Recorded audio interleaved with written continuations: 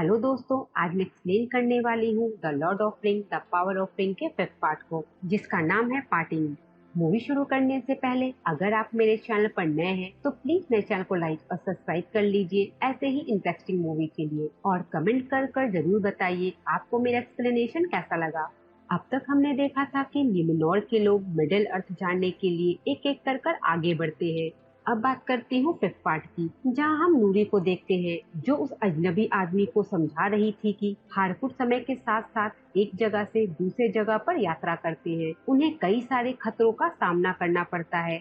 अजनबी नूरी की बातों को थोड़ा थोड़ा समझने लगा था और वो पूछता है, क्या मैं तुम्हारे लिए मुसीबत हूँ?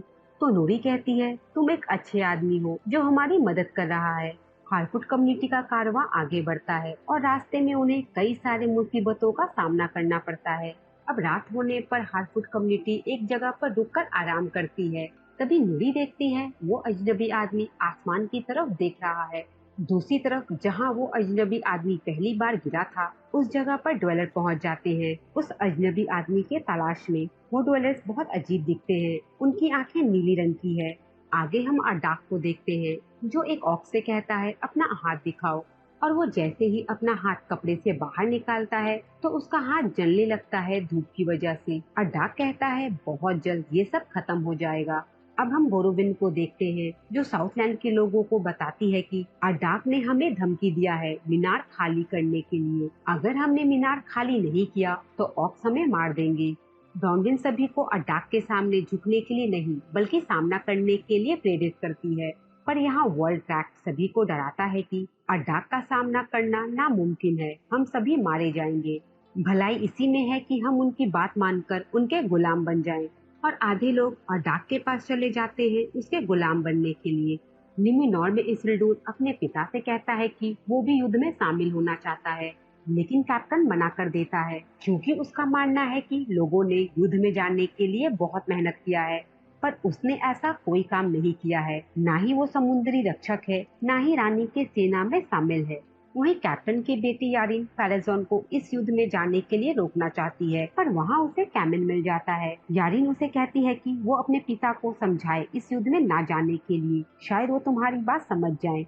दूसरी तरफ रानी और ग्लैडिरिया हेलब्रांड के साथ मिलकर साउथलैंड में घुसने की योजना बनाते हैं।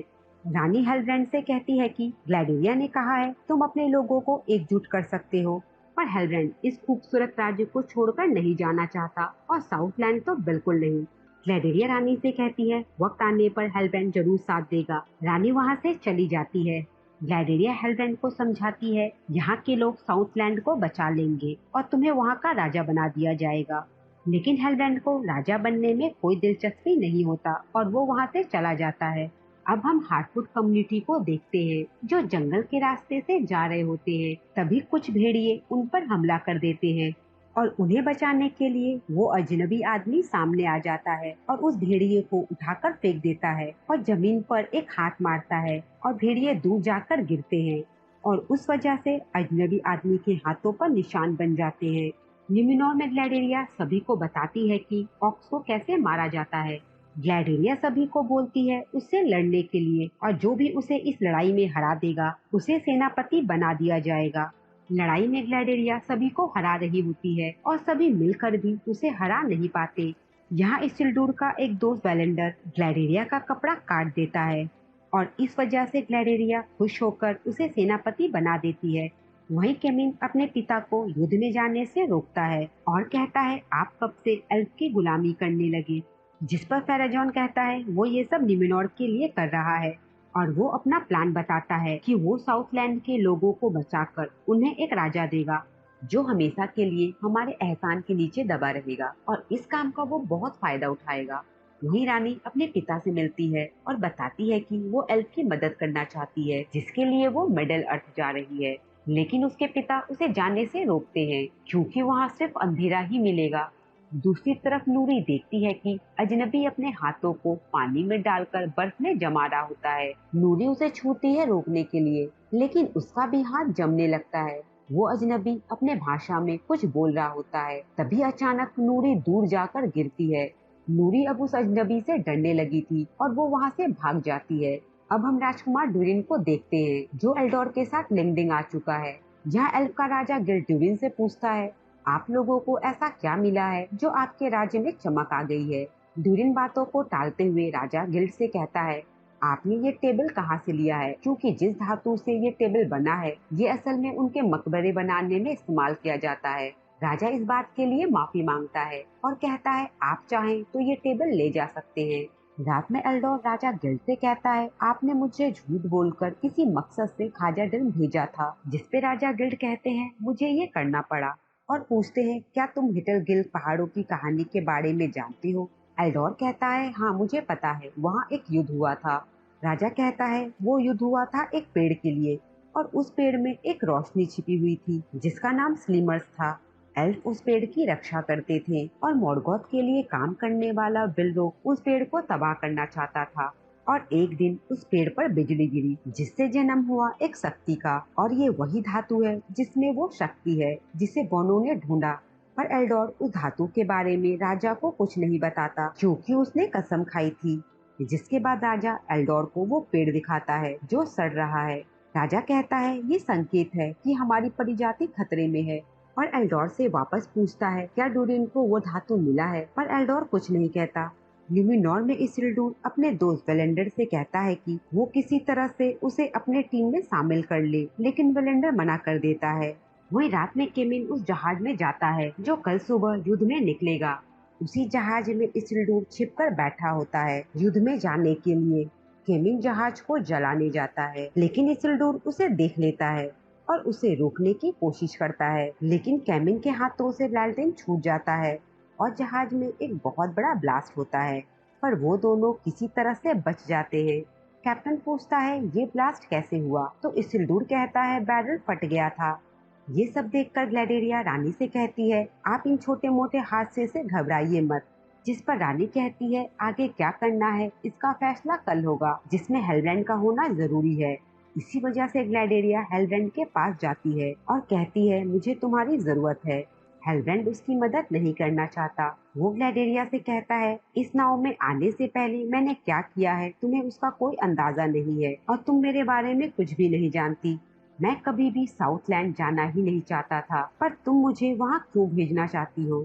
तो ग्लैडेरिया उसे बताती है कि उसके साथ क्या क्या हुआ। उसके सबसे अच्छे दोस्त ने राजा के साथ मिलकर उसे मिडिल अर्थ से बहुत दूर भेज दिया ताकि मैं युद्ध ना कर सकूं। मैंने अपने भाई को भी खो दिया। ग्लैडेरिया हेलब्रांड को समझाती है, जिस शांति के लिए तुम यहाँ रहना चाहते हो वो लोहार बनकर तुम्हें नहीं मिलेगा। इसके लिए तुम्हें युद्ध करना होगा। आगे हम साउथलैंड के आधे लोगों को देखते हैं जो ऑक्स के सामने सर झुकाते हैं।